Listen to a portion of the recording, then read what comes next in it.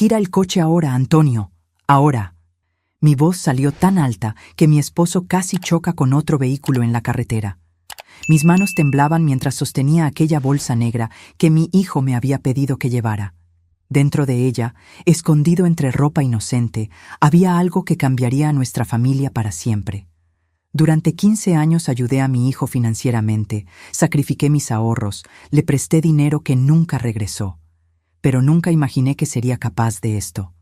Pero antes de continuar, asegúrate de ya estar suscrito al canal y escribe en los comentarios: ¿desde dónde estás viendo este video? Nos encanta saber hasta dónde están llegando nuestras historias. Mi nombre es Margarita, tengo 67 años, y siempre creí que mi mayor propósito en la vida era ayudar a mi familia. Mi esposo Antonio y yo trabajamos toda la vida para ahorrar una jubilación cómoda. Nuestro único hijo, Felipe, de 42 años, había perdido su trabajo hace 6 años y desde entonces vivíamos en un ciclo interminable de préstamos que, en el fondo, yo sabía que nunca serían pagados. Todo comenzó con pedidos pequeños. «Mamá, ¿puedes ayudarme con la renta este mes? Prometo que te pago cuando cobre». Pronto vinieron las cuentas de agua, luz, los útiles escolares de mi nieto Pedro, los pagos del coche nuevo que no tenían condiciones para comprar. Antes de darme cuenta, estaba manteniendo a toda su familia. La esposa de Felipe, Renata, siempre me trató con una educación fría. Nunca mostró gratitud genuina por los sacrificios que hacíamos. Yo veía el modo en que ella rodaba los ojos cuando mencionaba que necesitábamos tener más cuidado con el dinero, como si fuera mi obligación seguir bancando su estilo de vida. Hace 2 meses, cuando me pidieron 25,000 pesos para inscribir a Pedro en un colegio particular porque lo estaban intimidando en la escuela pública, finalmente puse un límite. Ya no puedo más, hijo. Nuestro dinero de la jubilación se está acabando. Vamos a buscar otra escuela pública, hablar con la dirección sobre el bullying. La mirada que me dio Felipe en ese momento fue como si lo hubiera traicionado, como si decir no después de años diciendo sí fuera un crimen imperdonable. En las semanas siguientes, el trato cambió drásticamente. Ya no me dejaban ver a Pedro los fines de semana. Cuando llamaba, siempre tenían excusas. «Está durmiendo. Estamos saliendo ahora. Tiene mucha tarea». Cada negativa era como una puñalada en mi corazón. Entonces, hace 3 días, llegó la sorpresa. Felipe llamó, sonando más animado que en los últimos meses. «Mamá, estamos pensando en hacer un viaje a Tequesquitengo este fin de semana. Un amigo nos prestó su casa de campo. Creemos que sería genial ir todos, para que Pedro pase un tiempo con los abuelos. ¿Qué te parece?» Mi corazón se aceleró de alegría. Finalmente una oportunidad de ver a mi nieto, de arreglar las cosas. «Claro, hijo, nos encantaría ir».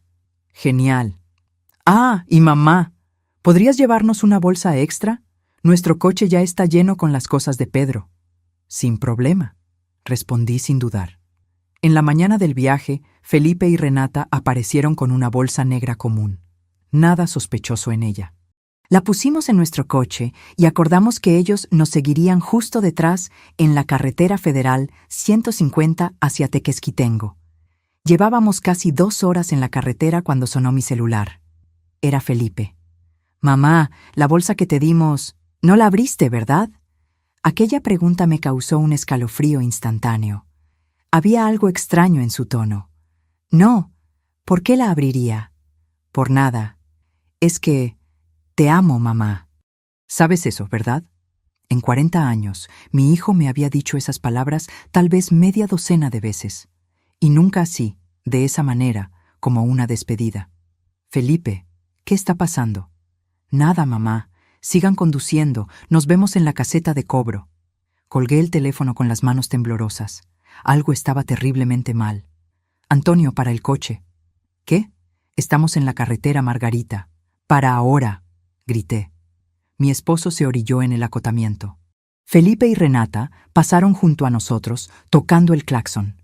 Le pedí a Antonio que encendiera las luces de emergencia como si tuviéramos un problema en el coche. Con el corazón acelerado, abrí la bolsa negra. Aparté algunas camisetas, un pijama infantil, un estuche de lápices de colores de Spider-Man que reconocí como un regalo que le di a Pedro en su cumpleaños. Y entonces, en el fondo, encontré paquetes envueltos en plástico negro. Mi sangre se congeló. Incluso a mi edad, yo sabía exactamente lo que era aquello. Eran sustancias ilícitas, muchas de ellas. «Dios mío, Antonio», susurré, mostrándole a mi esposo. Nos estaban usando de mulas. Felipe y Renata habían planeado usar a sus propios padres como transportadores de sustancias ilícitas, sabiendo que una pareja de ancianos probablemente no sería revisada con tanto rigor en las barreras policiales de la carretera. El destino nunca fue una casa de campo en Tequesquitengo. Íbamos a algún lugar donde entregarían la mercancía. «¡Gira el coche ahora, Antonio! ¡Ahora!», grité, sintiendo una mezcla de pánico y rabia que nunca había experimentado. Mi marido me miró con los ojos desorbitados, pero no cuestionó. Hizo un retorno en la primera oportunidad, mientras yo veía por el espejo retrovisor el coche de Felipe detenerse y empezar a volver también. «¿Qué vamos a hacer?», preguntó Antonio, su voz temblando tanto como sus manos en el volante. «Llama a la policía», respondí, sintiendo un nudo en la garganta. Nuestro propio hijo estaba dispuesto a mandarnos a la cárcel, Antonio. No tenemos elección. En el momento en que Antonio marcó el 911, sentí como si estuviera traicionando mi propia sangre. Pero ¿qué elección teníamos? Si éramos atrapados con esa cantidad, pasaríamos nuestros últimos años en una celda de prisión. «Emergencia, ¿cuál es su situación?», respondió una voz femenina. Antonio me miró, su rostro pálido como el papel. «Necesito reportar un suceso. Nuestro hijo puso sustancias ilícitas en nuestra bolsa sin nuestro conocimiento. Estamos en la carretera federal 150, kilómetro 107, con dirección a la capital». Mientras mi esposo hablaba, vi por el retrovisor el coche de Felipe acercándose a alta velocidad. Mi corazón se disparó. «Antonio, vienen detrás de nosotros». «La señora necesita mantener la calma», dijo la voz del otro lado de la línea. «Una patrulla ya está siendo enviada a su ubicación». «No confronte a los sospechosos. Sigan conduciendo normalmente si pueden». El coche de Felipe se emparejó con el nuestro y él gesticulaba frenéticamente para que paráramos. Renata estaba en el asiento del pasajero, su rostro contorsionado en una expresión que yo nunca había visto antes, miedo mezclado con rabia. «Sigue conduciendo», le susurré a Antonio. «No pares». Mi esposo aceleró, pero nuestro coche antiguo no era rival para el vehículo más nuevo de Felipe. Él se nos adelantó y frenó bruscamente, forzando a Antonio a detenerse para no chocar. «Dios mío, ¿qué hacemos ahora?». Antonio parecía desesperado, todavía con el teléfono en la mano. «Aseguren las puertas», instruyó la policía. «No salgan del vehículo». Felipe salió del coche y vino corriendo hasta nuestra ventanilla. Su rostro estaba rojo, los ojos desorbitados. Golpeó el vidrio con fuerza. «Mamá, ¿qué están haciendo? ¿Por qué dieron la vuelta?». Apreté la mano de Antonio, buscando fuerza. «No abras», le imploré. Felipe continuó golpeando. «Mamá, abre esa puerta. ¿Qué fue lo que pasó?». Miré a los ojos de mi único hijo, el niño que acuné en las noches de fiebre, que lloró en mi regazo cuando fue rechazado por primera vez, que me dio mi único nieto. Ahora, a sus 42 años, estaba dispuesto a sacrificar a sus propios padres para resolver sus problemas financieros. «Sabemos lo que hay en la bolsa, Felipe», le dije lo suficientemente fuerte para que me escuchara a través del vidrio. «Llamamos a la policía». El rostro de él se transformó. La rabia dio paso al shock, luego al pánico. «¿Ustedes qué? ¿Se volvieron locos? Esto va a destruir nuestras vidas». «Tú ibas a destruir las nuestras, hijo», respondí, las lágrimas resbalando por mi rostro. «¿Por qué hiciste esto?». «Le debemos dinero a gente peligrosa, mamá. Era la única salida. Iban a lastimar a Pedro». Renata apareció a su lado, agarrando su brazo. «Vámonos, Felipe.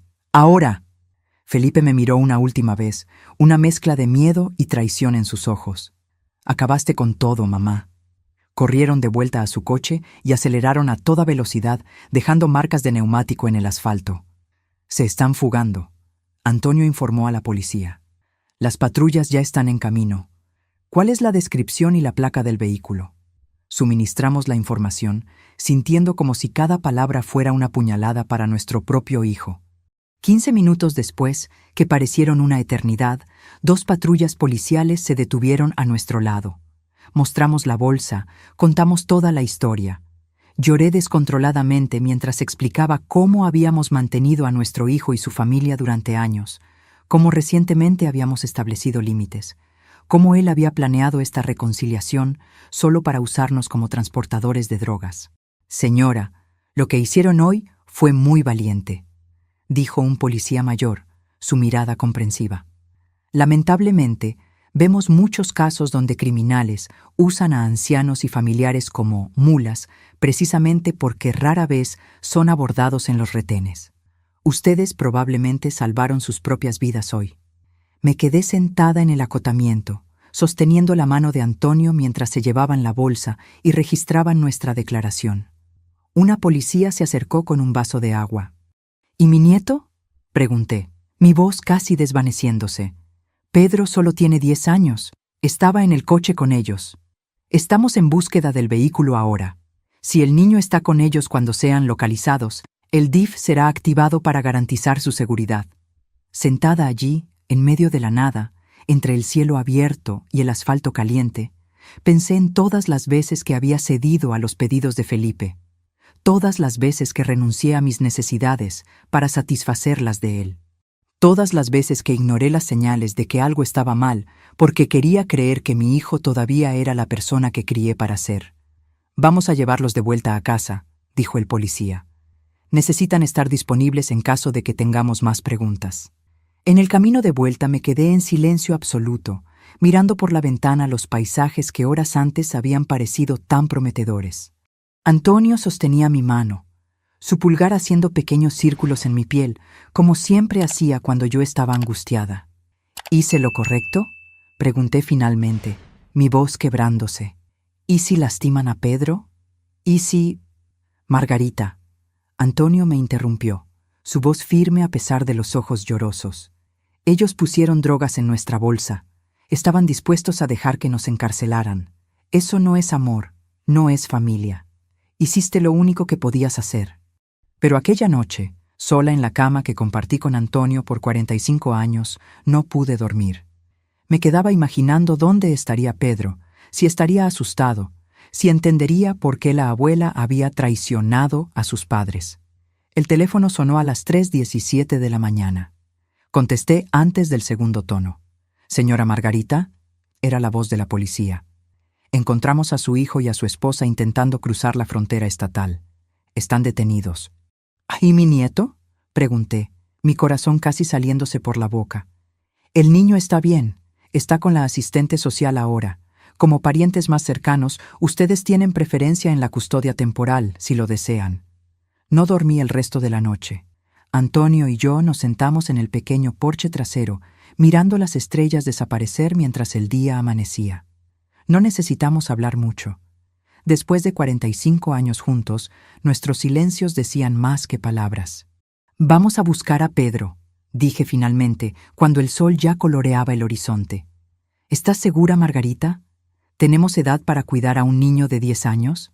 Miré a mi esposo, a sus manos callosas de una vida de trabajo, a los ojos que ahora mostraban el peso de una traición impensable.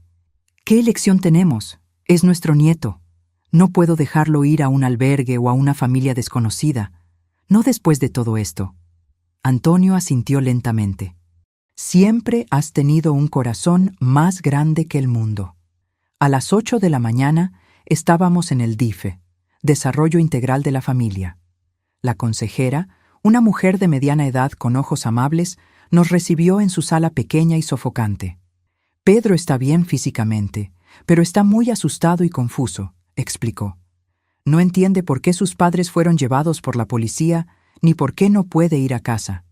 «¿Qué le dijeron?», pregunté. «Solo que hubo un problema y que necesitábamos encontrar un lugar seguro para que se quedara por ahora. Creemos que es mejor que ustedes le expliquen de la manera que consideren apropiada». Cuando Pedro entró en la sala, mi corazón se encogió. Parecía tan pequeño, tan vulnerable con su camiseta de Batman arrugada y el pelo despeinado. Sus ojos, tan parecidos a los de su padre, estaban rojos e hinchados. ¿Abuela? Su voz era solo un susurro. ¿Dónde están mi papá y mi mamá? Abrí mis brazos y él corrió hacia mí, enterrando el rostro en mi pecho como hacía cuando era más pequeño. Sentí sus lágrimas mojando mi blusa. Vamos a casa, mi amor, le dije suavemente, acariciando su cabello. Vamos a casa y allí hablamos. ¿Está bien? En el camino a nuestra casa, Pedro se quedó quieto en el asiento trasero, abrazado a la mochila escolar que la asistente social había recogido en su casa. Ocasionalmente, nuestras miradas se cruzaban por el retrovisor y yo intentaba sonreír de manera reconfortante. En casa, preparé chocolate caliente. Siempre fue la bebida reconfortante de nuestra familia, y nos sentamos los tres en la mesa de la cocina. Pedro, comencé, eligiendo las palabras cuidadosamente. Tus padres hicieron algo malo, algo contra la ley, y por eso van a necesitar estar lejos por un tiempo. Sus ojos se desorbitaron. ¿Son bandidos? La pregunta inocente y directa me golpeó como un puñetazo. ¿Cómo explicarle a un niño que sus padres no son monstruos, sino personas desesperadas que tomaron decisiones terribles? No, mi amor, son personas que se equivocaron. Las personas buenas a veces hacen cosas malas cuando están asustadas o desesperadas. Fue por el dinero, ¿verdad?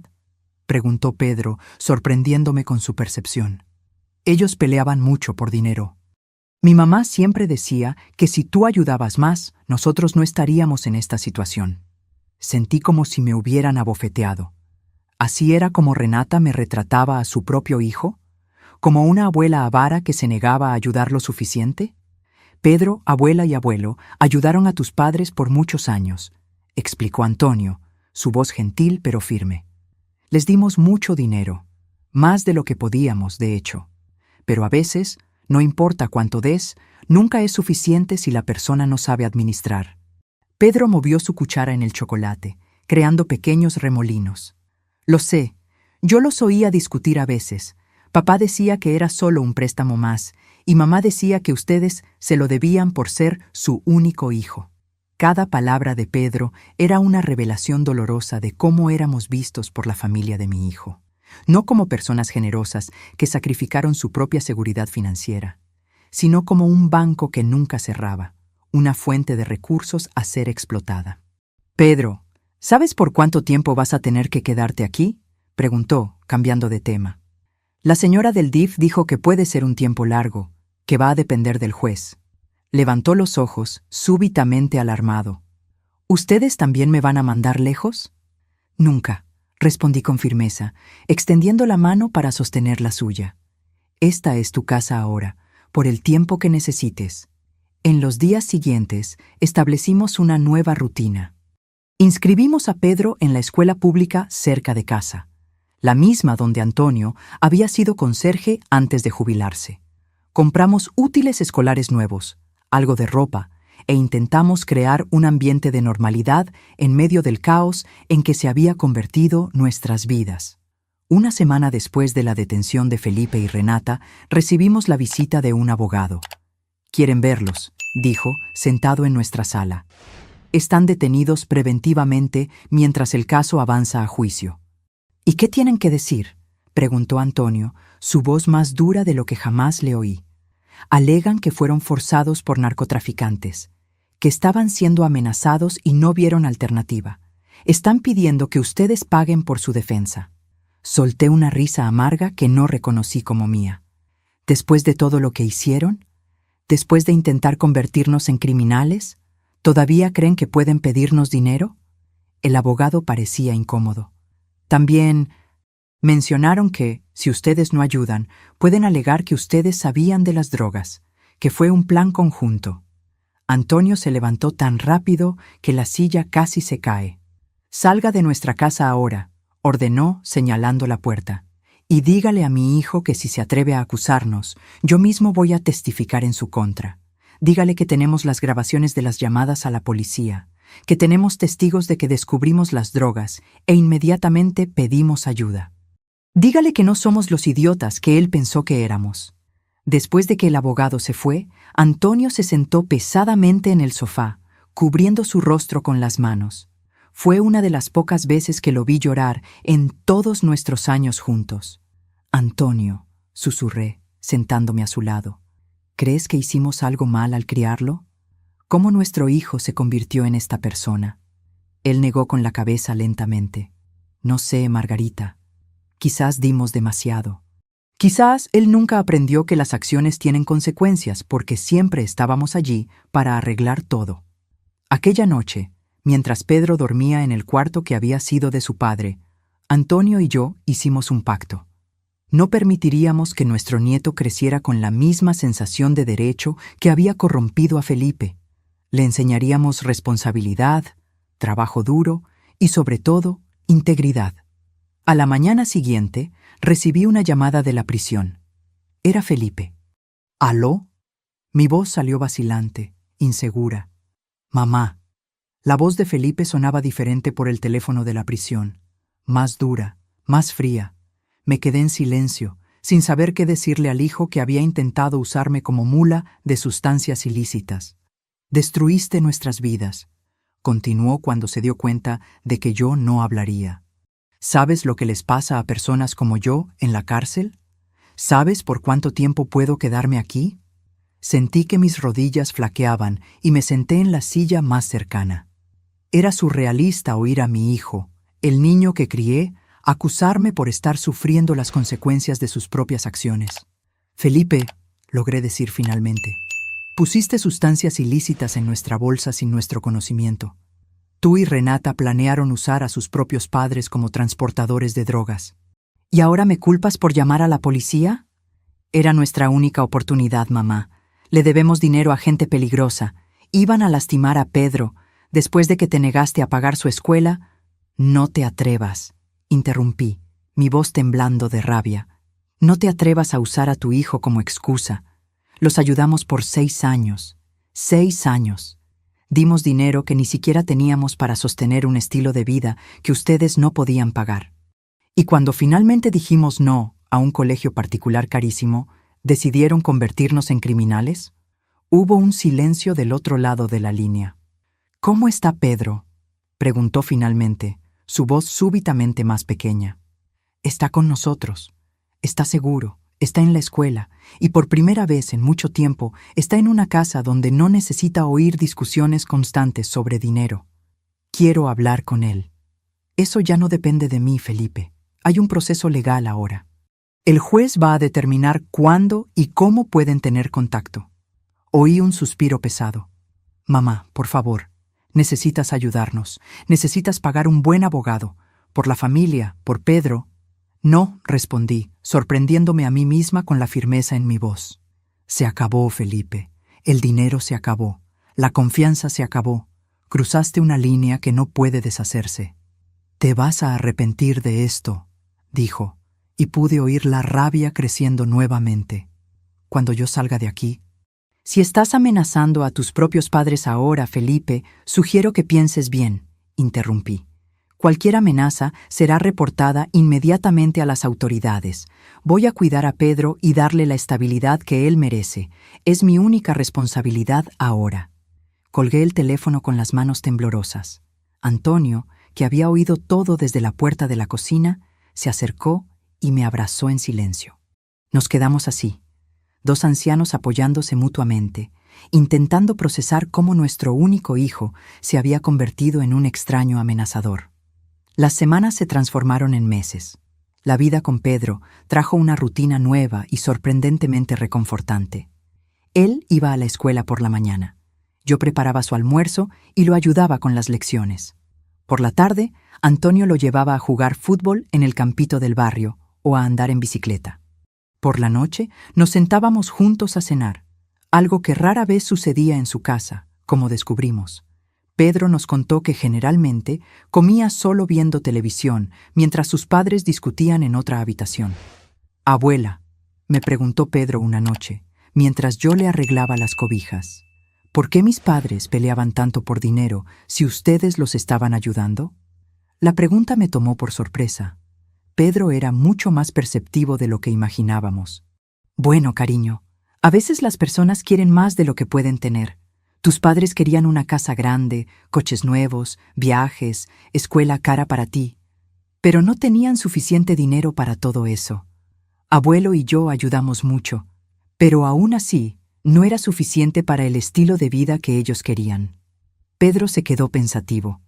En su casa, mi mamá siempre decía que la culpa era de ustedes por no ayudar más, que si ustedes nos amaran de verdad, darían más dinero. Cada revelación de Pedro era como una pequeña puñalada. Era doloroso descubrir cómo Felipe y Renata me habían retratado a su propio hijo, como una villana avara, no como la abuela que había sacrificado su propia seguridad financiera por ellos. Pedro, el amor es mucho más que dar dinero. Es estar presente, es enseñar lo que está bien, es poner límites cuando es necesario. A veces decir no es la forma más difícil de amar a alguien. Él asintió lentamente. ¿Como cuando no me dejas comer chocolate antes de cenar porque te preocupas por mi salud? Sonreí. Exactamente así. A medida que los meses pasaban, Pedro floreció.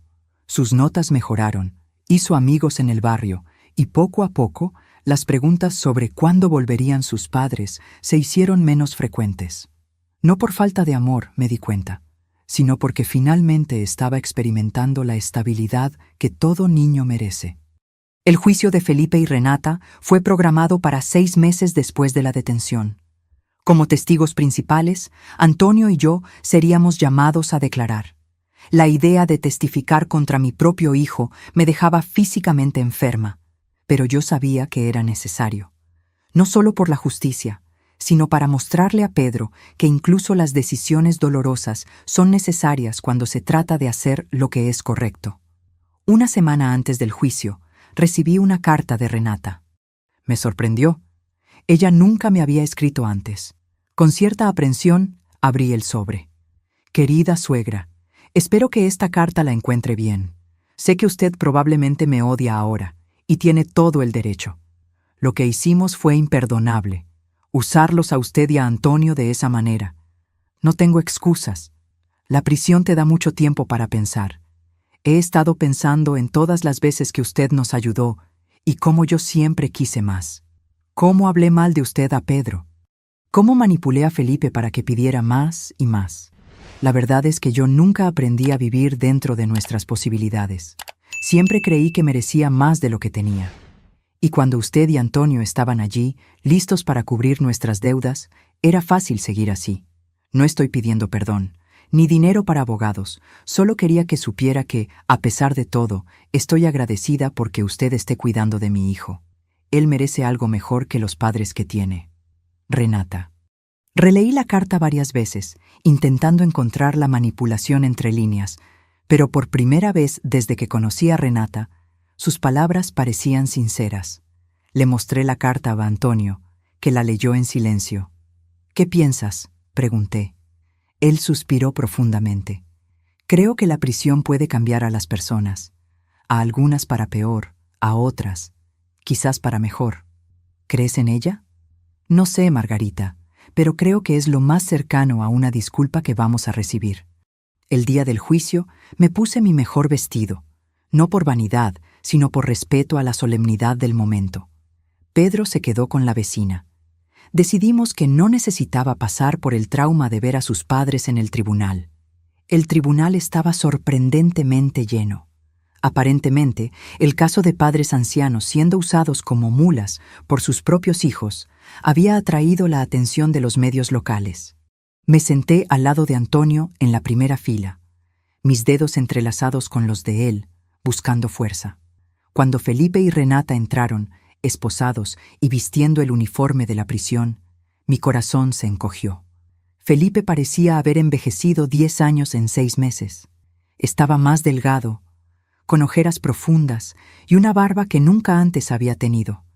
Nuestras miradas se cruzaron por un segundo antes de que él desviara la suya, incapaz de encararme.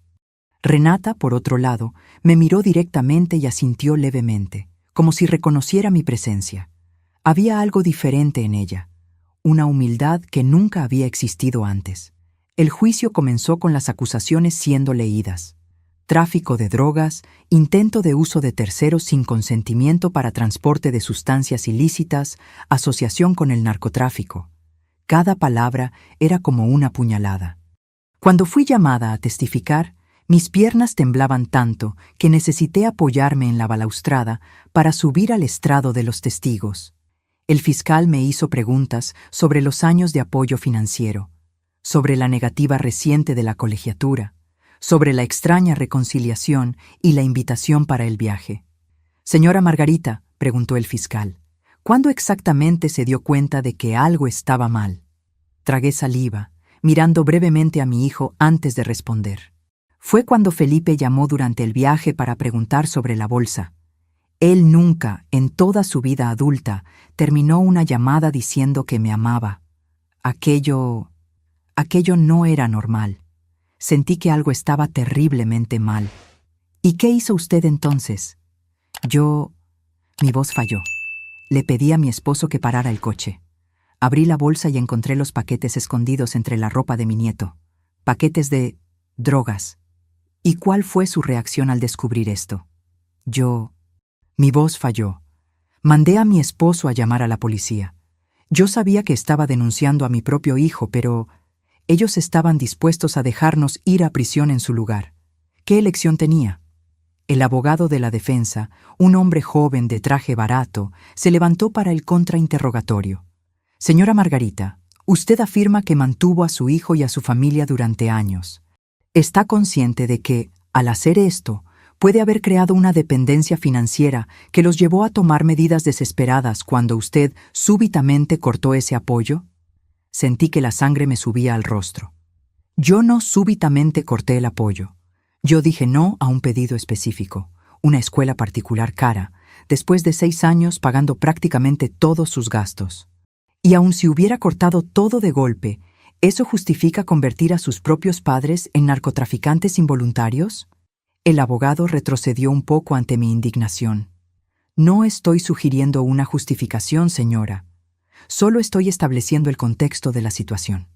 «El contexto», respondí, mi voz más firme ahora, «es que 2 adultos de 40 años decidieron que la solución para sus problemas financieros era sacrificar a sus padres ancianos». Después de mi declaración, fue el turno de Antonio. Él contó su versión con la misma calma digna que siempre demostró en momentos de crisis. Cuando terminó, el juez llamó a Felipe y Renata a declarar. Felipe subió primero al estrado de los testigos.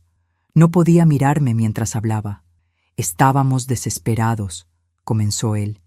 «Debíamos dinero a personas peligrosas que amenazaron con lastimar a nuestro hijo. Cuando mi madre se negó a pagar la escuela particular, nos dimos cuenta de que ella finalmente había establecido un límite, que ya no podíamos contar con ella financieramente. ¿Y eso justificó poner drogas en su bolsa sin su conocimiento?», preguntó el fiscal. Felipe finalmente me miró, sus ojos llenos de lágrimas. «No, nada justifica lo que hicimos. Yo traicioné a las personas que siempre estuvieron a mi lado. Merecía ser arrestado solo por eso». La sinceridad en su voz me sorprendió. No parecía ensayado o manipulador. Renata testificó a continuación. Ella confirmó todo lo que Felipe había dicho, pero fue más allá. «Fue mi idea», admitió, dejando a la corte en silencio. Felipe dudó, pero yo insistí. Dije que sus padres ya eran ancianos, que nadie sospecharía de ellos, que era nuestra única salida. Manipulé a mi marido de la misma forma que manipulé a mis suegros por años. El juicio duró 3 días. En el último día, después de las consideraciones finales, el juez anunció su decisión. Felipe y Renata Carvalho, este tribunal los considera culpables de todas las acusaciones. Sin embargo, considerando la ausencia de antecedentes penales, la confesión espontánea y el aparente arrepentimiento, sentencio a ambos a 4 años de prisión, con posibilidad de progresión a régimen semiabierto después de cumplir 1/3 de la pena. 4 años. Mi hijo pasaría 4 años en prisión por algo que él mismo había elegido hacer. Pedro crecería durante esos años sin sus padres. Y yo, una abuela de 67 años, sería responsable de criar a un preadolescente. Después del juicio, el abogado de Felipe nos preguntó si nos gustaría hablar con él brevemente antes de que fuera llevado de vuelta a la prisión. Miré a Antonio, que asintió levemente.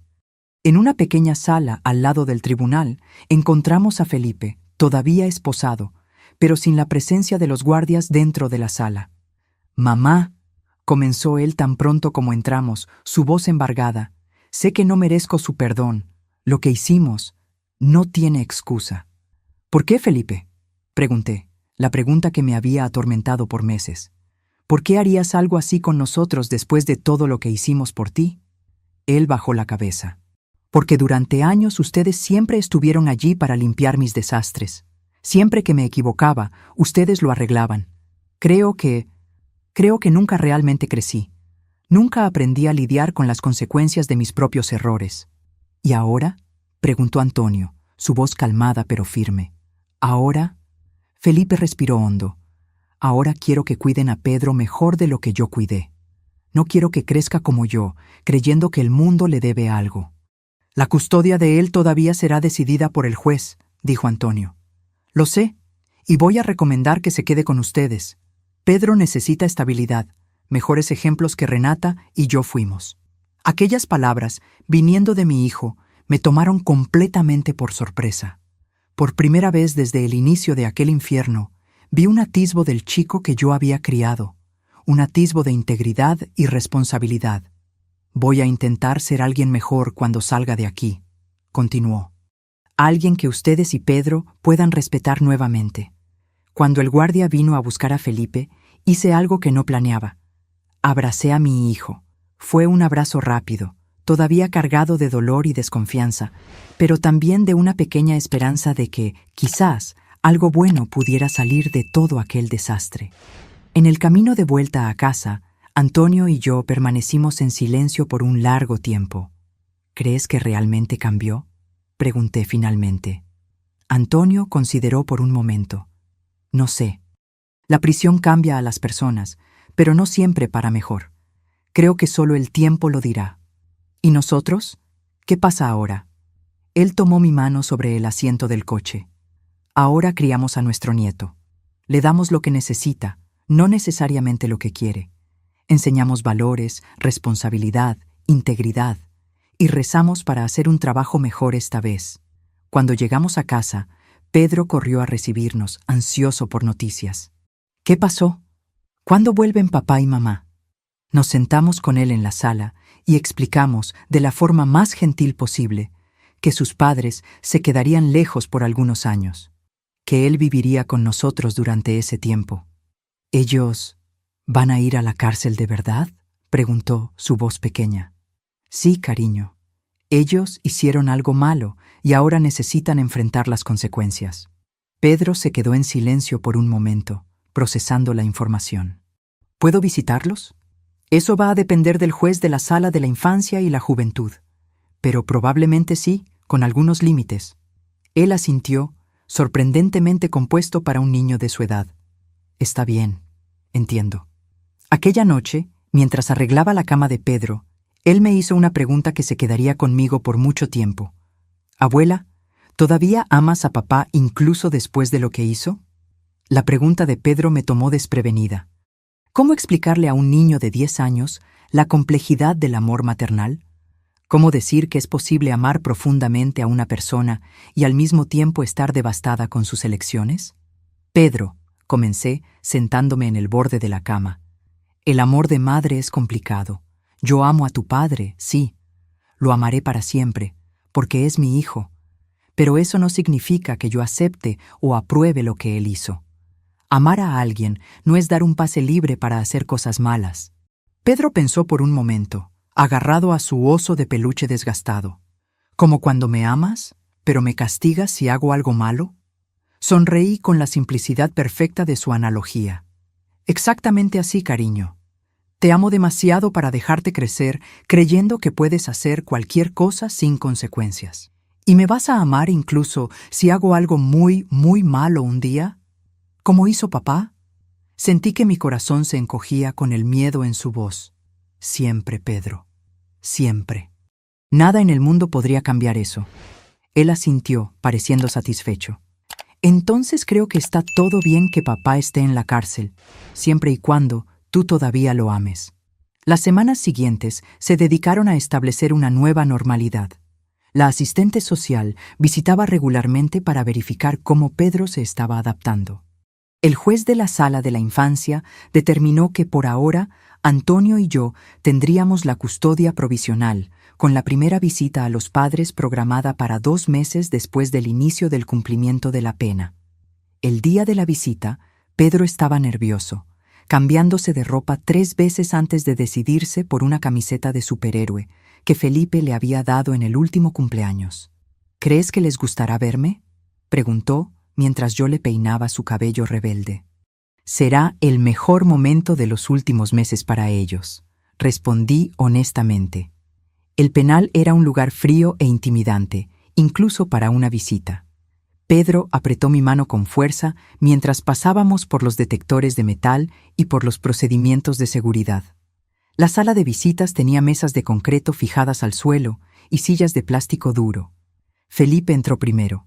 Llevaba el uniforme naranja de la prisión y parecía aún más delgado que en el juicio.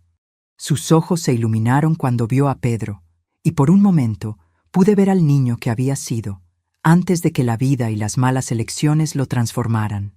Pedro. Se arrodilló y abrió los brazos. Pedro dudó solo por un segundo antes de correr hacia su padre, envolviéndolo en un abrazo apretado. Sentí lágrimas en mis ojos al ver aquel reencuentro. Por más errores que Felipe hubiera cometido, él era y siempre sería el padre de Pedro. Renata entró justo después. Estaba diferente. El cabello, antes cuidadosamente teñido y arreglado, ahora mostraba raíces grises. El rostro, sin el maquillaje que nunca la vi sin, parecía más viejo y más cansado. Pero cuando vio a Pedro, su sonrisa fue genuina. Me senté en una mesa cercana, dándoles algo de privacidad mientras Pedro contaba animadamente sobre la escuela nueva, los amigos que había hecho, el perro que Antonio estaba considerando adoptar para él. La abuela me ayuda con la tarea todos los días, oí a Pedro decir, y el abuelo me está enseñando a jugar ajedrez. Dijeron que cuando sea lo suficientemente bueno, vamos a ir a un torneo.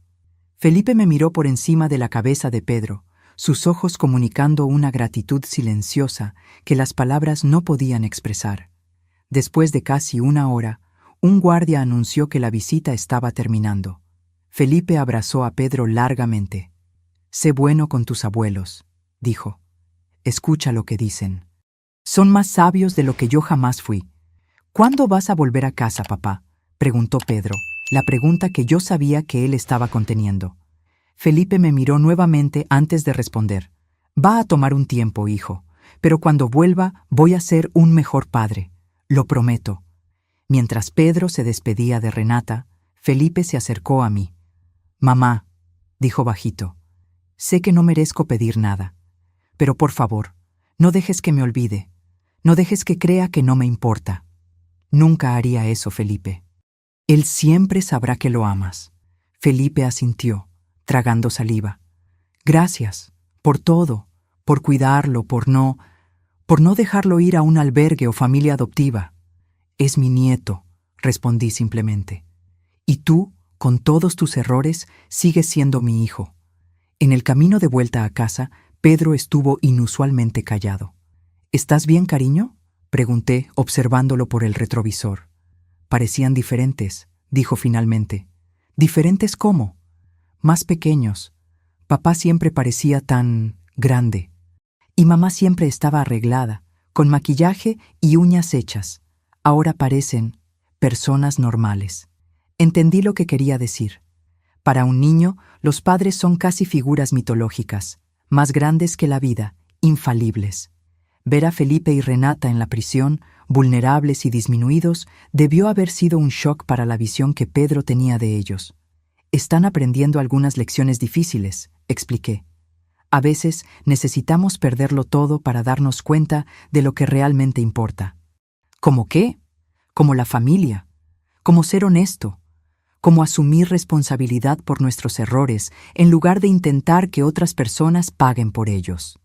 Pedro se quedó en silencio el resto del camino, perdido en pensamientos que yo solo podía imaginar. Los meses se transformaron en un año. Las visitas bimensuales a la prisión se convirtieron en parte de nuestra rutina. Pedro se adaptó sorprendentemente bien a su nueva vida. Sus notas eran excelentes, tenía amigos, jugaba fútbol los sábados en un equipo local que Antonio pasó a entrenar voluntariamente. La asistente social que nos visitaba regularmente comentó cómo Pedro parecía más feliz y seguro que cuando lo conoció. «Están haciendo un trabajo increíble», dijo durante una de sus visitas. «No es común ver a niños adaptarse tan bien después de un trauma como este». «Él es fuerte», respondí. «Más fuerte de lo que yo era a su edad». Felipe y Renata, mientras tanto, parecían estar cambiando en la prisión.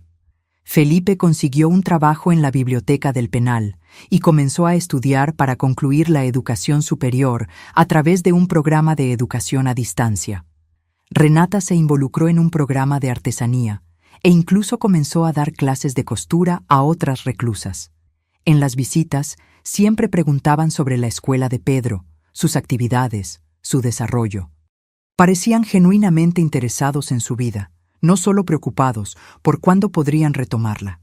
En una de las visitas, cerca de 1 año y medio después de la detención, Felipe me pidió que habláramos a solas por unos minutos. «Mamá, he estado pensando mucho», comenzó, su tono más serio de lo habitual. «Cuando yo salga de aquí, no quiero que tú y mi padre nos mantengan de nuevo». Levanté las cejas, sorprendida con la declaración. «Quiero hacer las cosas de la manera correcta esta vez», continuó. «Estoy estudiando, conseguí una cualificación en contabilidad. Voy a buscar un empleo, vivir dentro de nuestras posibilidades, sin coches que no podemos pagar, sin escuelas particulares caras. Es bueno oír eso, hijo. Y quiero que me prometas una cosa», dijo, inclinándose hacia adelante. «Si vuelvo a los viejos hábitos, si empiezo a pedir dinero o a intentar manipularte, di no, inmediatamente. No importa la excusa que te dé». La sinceridad en sus ojos me conmovió. Era la primera señal real de que Felipe estaba genuinamente comprometido a cambiar. «Lo prometo», respondí, «pero espero no necesitar cumplir esa promesa». Él sonrió, una sonrisa triste, pero honesta. «Yo también, mamá, yo también». Aquella noche, le conté la conversación a Antonio mientras lavábamos los platos de la cena. Pedro ya estaba en la cama, exhausto después de un día en el parque acuático. «¿Crees en él?», preguntó Antonio, secando un plato. «Quiero creer», respondí honestamente. «Pero sé que los cambios reales llevan tiempo y que las buenas intenciones en la prisión son diferentes a enfrentar tentaciones en el mundo real». Antonio asintió. «¿Sabes lo que me preocupa más? ¿Cómo será para Pedro cuando salgan? Él está tan bien adaptado aquí con nosotros. La transición va a ser difícil». Era una preocupación que yo también tenía. Pedro, ahora con casi 12 años, estaba floreciendo bajo nuestros cuidados. La idea de interrumpir esa estabilidad me angustiaba. «Vamos un día a la vez», dije, repitiendo el mantra que nos había sostenido durante aquel periodo turbulento. Un día a la vez.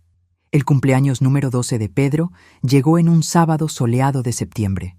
Preparamos una pequeña fiesta en el patio trasero.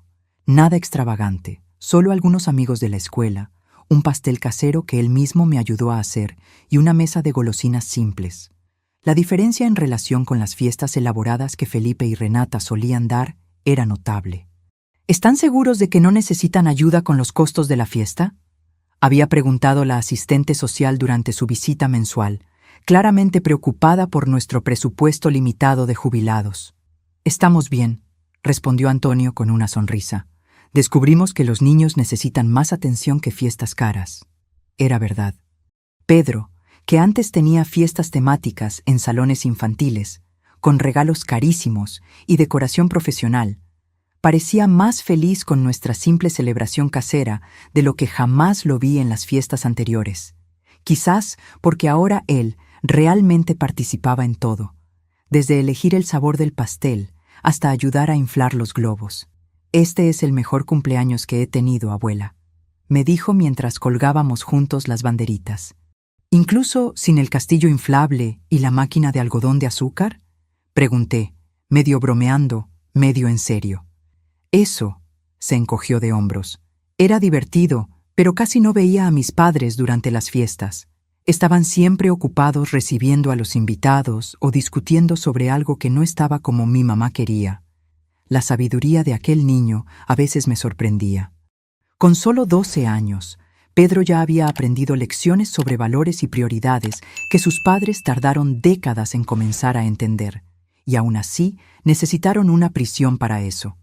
El gran regalo de Pedro fue una bicicleta nueva, no la última moda, sino una de buena calidad que Antonio había restaurado de una bicicleta usada que encontramos en una tienda de segunda mano. Juntos, habían lijado, pintado y reparado aquella bicicleta durante semanas, transformando el proyecto en una actividad de abuelo y nieto que creó más recuerdos que cualquier regalo comprado podría. En medio de la fiesta, mientras los niños jugaban fútbol en el patio trasero, mi celular sonó. Era el número de la prisión. Felipe había recibido permiso especial para llamar en el cumpleaños de su hijo. «¿Mamá? ¿Pedro está cerca?» «Sí, Felipe. ¿Quieres hablar con él?» «Por favor». Llamé a Pedro, que vino corriendo, el rostro rojo de la prisa y sonriendo de oreja a oreja. «Es tu padre», dije, entregándole el teléfono. Pedro conversó animadamente por unos minutos, describiendo la fiesta, los amigos, la bicicleta que el abuelo le había reparado. «Sí, papá, me está gustando mucho», dijo en respuesta a algo que Felipe preguntó. Abuela y abuelo dijeron que quizás podamos ir a pescar el próximo feriado a la finca del vecino de ellos. Cuando terminó la llamada, Pedro me devolvió el teléfono. «Papá quiere hablar contigo de nuevo». «Gracias, mamá», dijo Felipe cuando tomé el teléfono. «Por darle un cumpleaños normal, feliz. Sé que no es la fiesta que Renata y yo daríamos, pero es exactamente lo que él necesita, Felipe. Cosas simples, hechas con amor». Hubo una pausa del otro lado de la línea. «No sé cómo agradecerles por todo lo que están haciendo. Sigue estudiando, sigue mejorando. Es el mejor agradecimiento que puedes darnos. Mamá, hay algo más. Presenté una solicitud para régimen semiabierto. Los abogados creen que tengo buenas posibilidades, con el buen comportamiento y los cursos que he tomado aquí». Sentí un nudo en el pecho. Régimen semiabierto significaba que Felipe estaría fuera de la prisión durante el día, volviendo solo para dormir. Era el primer paso para su liberación completa, que estaba prevista para dentro de poco más de un año, con las reducciones por buen comportamiento. «Eso es bueno, hijo», logré decir, intentando mantener la voz estable. «Sé que es complicado», continuó, claramente percibiendo mi vacilación. «Pedro está bien establecido con ustedes ahora. No quiero estropear eso, pero quiero empezar a formar parte de su vida de nuevo, poco a poco». «Claro», respondí automáticamente, mientras mi mente giraba con las implicaciones. Vamos a hablar de eso en la próxima visita». Después de que colgué, Antonio notó mi expresión preocupada. «¿Qué pasó, Margarita?». Le conté sobre la solicitud de Felipe para el régimen semiabierto. Antonio se quedó en silencio por un momento, pensativo. «Era de esperarse», dijo finalmente. «No podíamos mantenerlo alejado para siempre. Es el padre del niño después de todo. Lo sé, es solo que Pedro está tan bien, tan equilibrado. Tengo miedo de que todo se desestabilice cuando Felipe empiece a volver a su vida». Antonio tomó mi mano. «No podemos controlar eso, querida. Solo podemos hacerlo mejor y estar allí para Pedro, pase lo que pase». 2 semanas después, recibimos la noticia. La solicitud de Felipe había sido aprobada. A partir del mes siguiente, estaría en régimen semiabierto, trabajando durante el día en una cooperativa que empleaba a exreclusos y volviendo a la prisión solo para dormir. Nos sentamos con Pedro para explicarle lo que eso significaba. «Tu padre va a poder verte más frecuentemente ahora», explicó Antonio.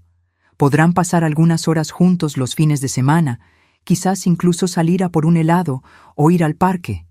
Los ojos de Pedro se iluminaron. «¿Podrá ver mis partidos de fútbol?» «Probablemente sí, si es durante el horario permitido». «¿Y mi mamá?» «Tu madre todavía está en régimen cerrado», expliqué. «Seguirán visitándola cada 2 semanas, como siempre». Pedro asintió, absorbiendo la información. ¿Y dónde voy a vivir? Todavía con ustedes, ¿verdad? La preocupación en su voz era evidente. Después de casi 2 años viviendo con nosotros, nuestra casa se había convertido en su puerto seguro. Sí, cariño, aseguré. Sigues viviendo aquí por ahora. Cuando tu padre sea completamente liberado, ahí sí el juez decidirá los nuevos arreglos. Pero eso todavía va a tardar un poco. ¿Y si quiero seguir viviendo aquí incluso después? La pregunta flotó en el aire, pesada con sus implicaciones. Antonio y yo intercambiamos miradas. Eso es algo que tendremos que discutir con tu padre cuando llegue el momento, dijo Antonio cuidadosamente. Pero recuerda que tu padre te ama mucho y también quiere lo que sea mejor para ti. El primer encuentro de Pedro con Felipe fuera de la prisión ocurrió un sábado. Felipe, todavía usando un brazalete electrónico, parecía incómodo en su ropa civil, como si hubiera olvidado cómo vestirse como una persona común. Acordamos encontrarnos en un parque cerca de casa. Me quedé a cierta distancia, dándoles privacidad pero manteniéndolos bajo mi vista. Vi a Felipe abrazar a Pedro largamente. Los vi conversando mientras caminaban por el parque. Vi a Felipe aplaudir entusiasmado cuando Pedro mostró algunas maniobras con el balón de fútbol. Parecía tan normal, como si aquellos 2 años de separación nunca hubieran ocurrido. Como si Felipe no hubiera intentado convertir a sus propios padres en narcotraficantes. Cuando el tiempo permitido terminó y Felipe necesitó regresar a la cooperativa, Pedro volvió a mí con una sonrisa que no veía desde hacía mucho tiempo. Papá dijo que está logrando ahorrar dinero en su nuevo trabajo, contó animadamente. Dijo que cuando salga completamente va a alquilar un apartamento pequeño, pero con un cuarto solo para mí. Forcé una sonrisa. Eso es genial, Pedro. Me preguntó si quiero vivir con él cuando salga. Mi corazón se hundió. ¿Y qué le dijiste? Pedro me miró súbitamente serio. Dije que me gusta vivir con la abuela y el abuelo, que no quiero cambiar de escuela ni dejar a mis amigos. Sentí un alivio culpable. Por un lado, me alegraba que Pedro se sintiera tan bien con nosotros que no quisiera irse. Por otro, sabía que eso le rompería el corazón a Felipe. ¿Qué dijo él? Pareció triste, pero después dijo que entiende, que quizás pueda pasar los fines de semana con él, o vacaciones. Que lo importante es que yo esté feliz y seguro. Aquellas palabras me sorprendieron. El antiguo Felipe habría insistido, quizás incluso intentado, hacer que Pedro se sintiera culpable. Este nuevo Felipe, que aceptaba la preferencia del hijo y priorizaba su bienestar por encima de sus propios deseos. Era un cambio significativo. Aquella noche recibí un mensaje de texto de un número desconocido. Mamá, soy Felipe, de la cooperativa. Gracias por traer a Pedro hoy. Sé que no es fácil para ustedes verme volver a su vida, pero prometo que haré todo diferente esta vez. PD. Pedro es un chico increíble. Hicieron un trabajo mucho mejor de lo que yo jamás hice. Le mostré el mensaje a Antonio, que lo leyó en silencio. ¿Qué piensas?, pregunté. Antonio suspiró profundamente. Creo que quizás esté realmente cambiando. Los meses siguientes crearon una nueva rutina. Pedro seguía viviendo con nosotros, yendo a la escuela, participando en el equipo de fútbol. Los sábados pasaba algunas horas con Felipe, a veces en el parque, a veces en una merienda, ocasionalmente en eventos escolares donde Felipe podía asistir con autorización especial. Los domingos alternábamos entre días en casa y visitas a Renata en la prisión. Era un equilibrio delicado, pero de alguna manera estaba funcionando. Pedro parecía feliz con el arreglo, teniendo la estabilidad de nuestra casa y la reconexión gradual con su padre. Felipe, por su parte, parecía estar tomando en serio su promesa de cambio. Trabajaba consistentemente en la cooperativa, continuaba sus estudios y, lo más importante, nunca nos pidió dinero. Cierta mañana de domingo, mientras Pedro todavía dormía, Antonio y yo tomábamos café en el porche, disfrutando del frescor de la mañana. ¿Ya pensaste en lo que va a pasar cuando Felipe sea completamente liberado?, preguntó Antonio, rompiendo nuestro cómodo silencio. La pregunta flotaba sobre nosotros desde hacía meses, pero siempre evitábamos abordarla directamente. Pienso en eso todos los días. confesé. Faltan solo 4 meses ahora. ¿Y qué crees que va a pasar? Suspiré profundamente. ¿Honestamente? No sé. Pedro dejó claro que quiere seguir viviendo con nosotros, por lo menos por ahora. Pero legalmente, Felipe es el padre. Si él quiere la custodia integral, ¿crees que haría eso?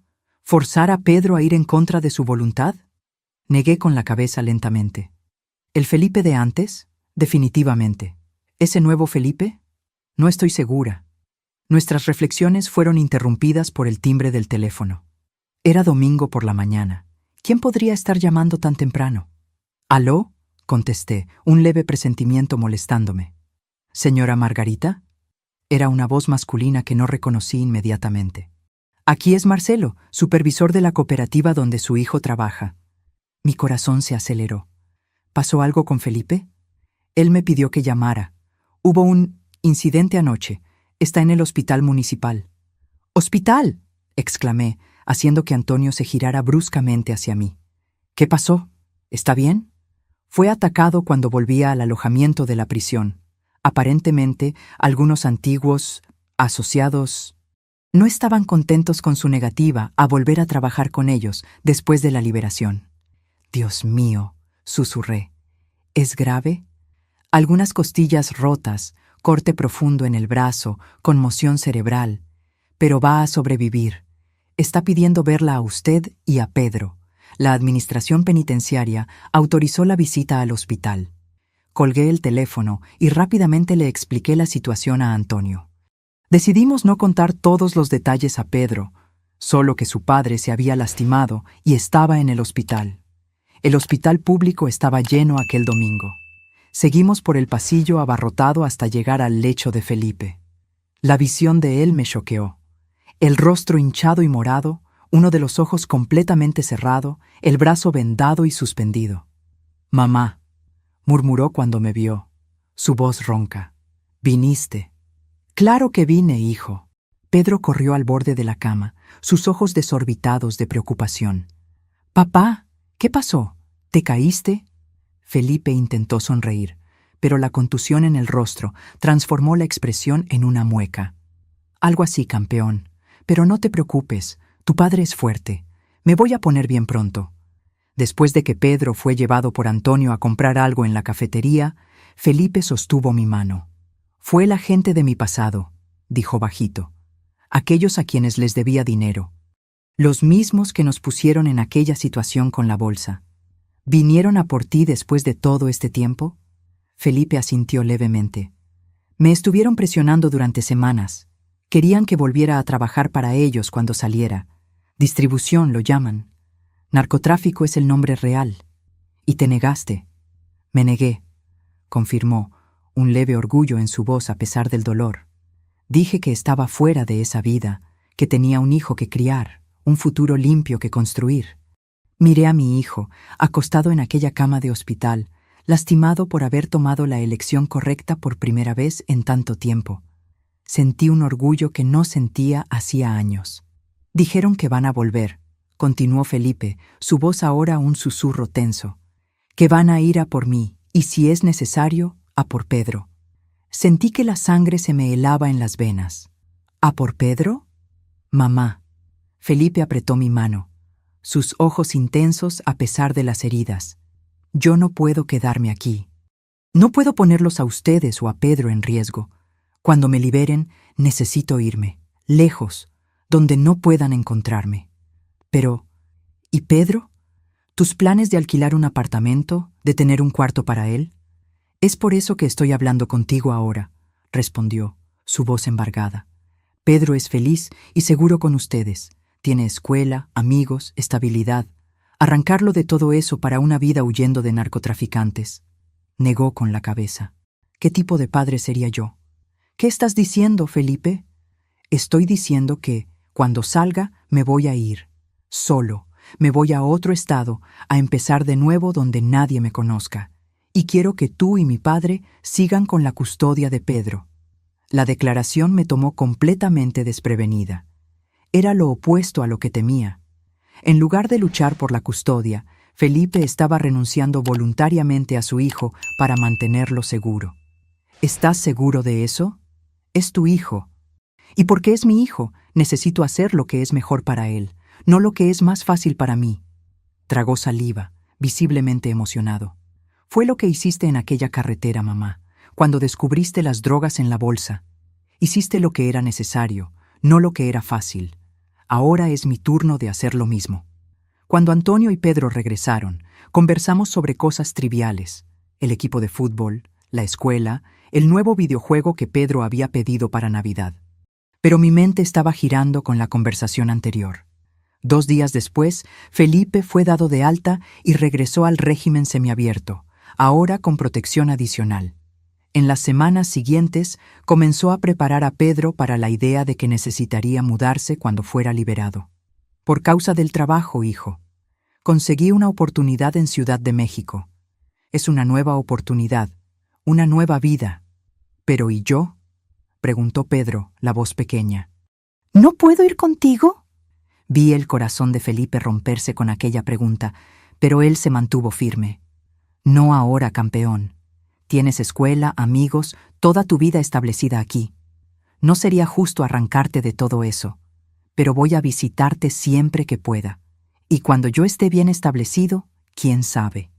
Ambos sabían que era una promesa vacía, pero era más fácil que la verdad brutal, que Felipe se estaba yendo para proteger a su hijo de hombres peligrosos que podrían usarlo para atacarlo. El día de la liberación de Felipe llegó en un martes lluvioso de marzo. Antonio y yo lo buscamos en la puerta de la prisión mientras Pedro estaba en la escuela. Una decisión tomada para facilitar la difícil despedida. «Entonces ese es esto», dijo Felipe, parado en la acera con una mochila simple conteniendo todas sus pertenencias. Empezar de cero a los 44 años. «Te va a ir bien», dijo Antonio, dando palmaditas en su hombro. «Eres joven todavía, tienes salud, estás estudiando. Mucha gente empieza de nuevo con menos que eso». Felipe asintió. «Lo sé, solo quisiera haberme dado cuenta de esto antes de perder tantos años, antes de casi sacrificarlos a ustedes dos por mi irresponsabilidad». Llevamos a Felipe a nuestra casa para una última comida en familia antes de su partida. El billete de autobús para Guadalajara estaba comprado para aquella noche.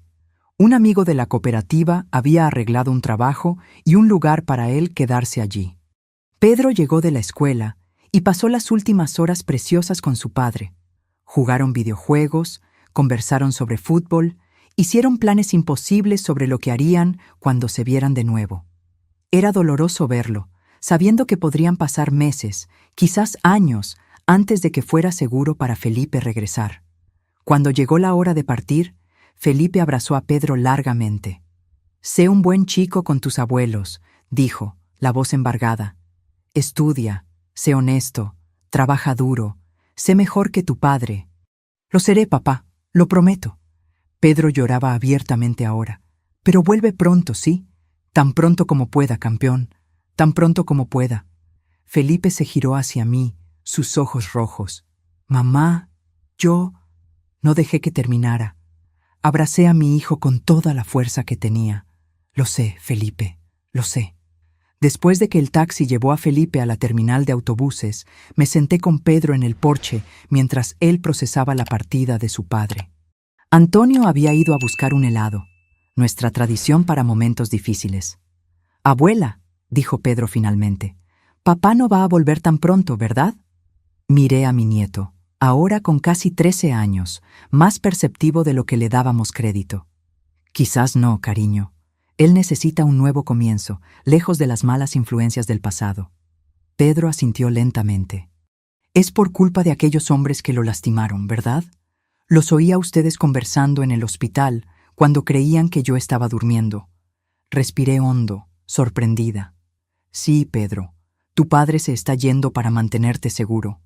En lugar de enojarse con la verdad, Pedro pareció aceptarla con una madurez sorprendente. «Entonces nos está protegiendo, como un héroe». «Sí», respondí, sintiendo lágrimas en mis ojos. «Exactamente como un héroe». 3 meses después, Renata también fue liberada para régimen semiabierto. A diferencia de Felipe, ella no tenía pasado previamente involucrado con el narcotráfico y pudo permanecer en la ciudad. Comenzó a trabajar en una fábrica textil y a alquilar un pequeño cuarto. Pedro la visitaba regularmente, y ella, a diferencia de todo lo que yo podría haber esperado, siempre respetó nuestro papel como guardianes principales de él. «Sé que Pedro está mejor con ustedes», me dijo cierta vez, mientras esperábamos a que Pedro terminara un partido de fútbol. «Ustedes le dieron la estabilidad que Felipe y yo nunca conseguimos ofrecer». Pasó un año. Felipe llamaba regularmente a Pedro, enviaba regalos ocasionales en fechas especiales, pero nunca regresó a visitar. A través de videoconferencias, vimos que parecía estar prosperando. Había ganado peso, su rostro tenía color de nuevo, sus ojos brillaban con una serenidad que nunca había tenido antes. En una de esas llamadas, él pidió hablar conmigo a solas. «¿Cómo estás, hijo?», pregunté cuando Pedro dejó la sala. «Bien, mamá, realmente bien. Trabajo fijo, apartamento pequeño pero decente. Incluso estoy saliendo con alguien». «Qué bueno, hijo. ¿Y es seguro ahora?». Él suspiró. «Todavía no. La semana pasada me enteré de que todavía preguntan por mí por ahí. Es mejor seguir lejos por ahora». Asentí, entendiendo el dolor detrás de aquella decisión continua. «Mamá», continuó, «quería darte las gracias». «¿Por qué?». «Por decir no aquel día, por parar el coche, por llamar a la policía». Sonrió tristemente. «Parece una locura agradecer por eso, pero si ustedes hubieran seguido conduciendo, si hubieran sido atrapados con aquellas drogas, no solo ustedes estarían presos, sino que yo nunca habría cambiado. Habría seguido en esa vida, tomando decisiones terribles, hasta acabar muerto o preso por algo mucho peor». Sentí las lágrimas correr por mi rostro. Yo solo hice lo que cualquier madre haría para proteger a su familia. «No, mamá. Hiciste lo que una madre sabia haría. Una madre que sabe que amar no es dar todo, no es siempre decir sí.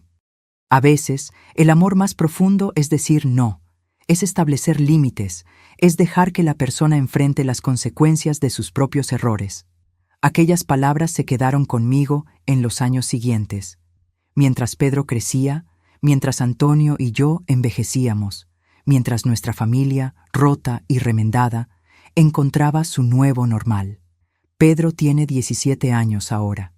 El próximo año irá a la universidad, la primera persona de la familia en hacerlo. Felipe todavía está en Ciudad de México, construyó una nueva vida, y aunque la distancia continúa, el vínculo con su hijo nunca se rompió completamente. Renata, sorprendentemente, se convirtió en una presencia constante y positiva, habiendo aprendido a respetar límites que antes parecía incapaz de reconocer. En cuanto a mí, a mis 72 años, miro hacia atrás a aquella tarde en la carretera, el momento en que grité a Antonio que girara el coche, y sé que fue la decisión más difícil y más importante de mi vida.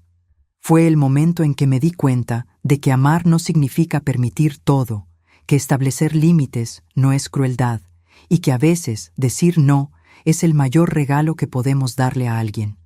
Cuando abrí aquella bolsa y vi lo que mi hijo había escondido allí, mi mundo se desmoronó. Pero de las ruinas de aquel día construimos algo nuevo, una familia imperfecta, con cicatrices, pero más fuerte y más honesta de lo que jamás fuimos antes. Como dijo Pedro recientemente, en un trabajo escolar sobre su familia, a veces necesitamos perderlo todo para descubrir lo que realmente importa.